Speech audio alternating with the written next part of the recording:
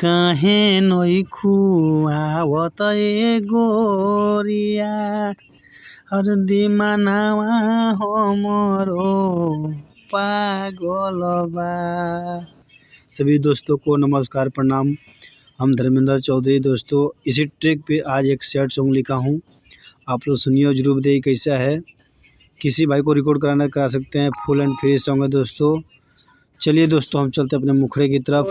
से भी सारी रे जनुआ रूपवा नहीं तो बिसरता, हर कोई से भी सारी रे जनुआ रूपवा नहीं तो बिसरता। धड़केला छतिया दिनवा या रतिया बेरी बेरी दिलावा में टीसता। धड़केला छतिया दिनवा या रतिया बेरी बेरी दिलावा में टीसता।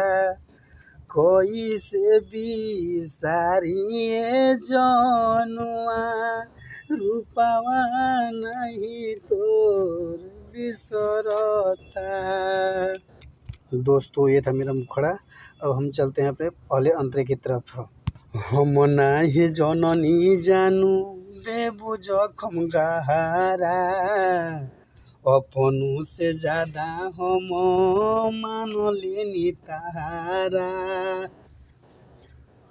फिर दोबारा, हम नाही जननी जानू देबू जखम गहरा, अपनों से ज्यादा हम मान लेनी तारा। और कोई से बताई कतना बताई हम गोरिया तोहरे परछाई दिखता। कतना बताई हम गोरिया तोहरे परछाई देखता। और कोई से भी सारी जनुआ रूपवा नहीं बिसरता।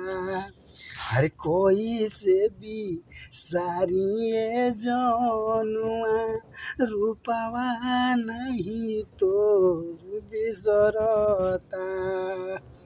दोस्तों ये था मेरा पहला अंतरा। अब हम चलते हैं दूसरे अंतरे की तरफ, आप लोग सुनिए और जरूर बताइए कैसा है। खैले रहो क्रिया कसम साथ हम निभाई, कबो नाही दूर धर्मेंद्र तुहसे जाई। खैले रहो क्रिया कसम साथ हम निभाई, कबो नाही दूर धर्मेंद्र तुहसे जाई। अरे कैसे हम लोरावा छुपाई, बेरी बेरी है बतिया पूछता।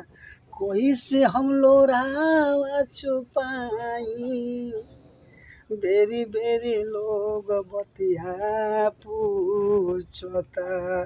हर कोई से भी सारी जनुआ रूपवा नहीं तो बिसरता।